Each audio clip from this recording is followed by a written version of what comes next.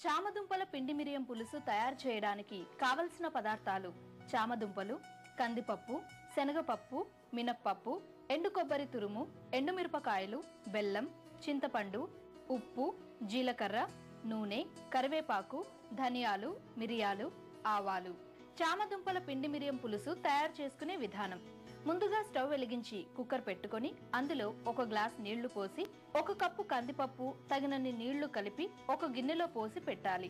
తర్వాత తొక్క తీసిన 1/2 కిలో చామదుంపల్ని మరొక గిన్నెలో ఉంచి కుక్కర్లో పెట్టి కుక్కర్ మూత పెట్టి 2-3 విజిల్స్ వచ్చే వరకు ఉడికించాలి. ఇప్పుడు ఒక గిన్నెని స్టవ్ పై పెట్టి 1 కప్పు చింతపండు రసం, 1 కప్పు నీళ్లు పోసి కొంచెం మరిగిన తర్వాత ఉడికిన కందిపప్పుని కాస్త మెత్తగా చేసి అందులో వేసి కలపాలి. తర్వాత చామదుంపల్ని ముక్కలుగా కట్ చేసి వేసి కొంచెం ఉప్పు వేసి ఉడికించాలి.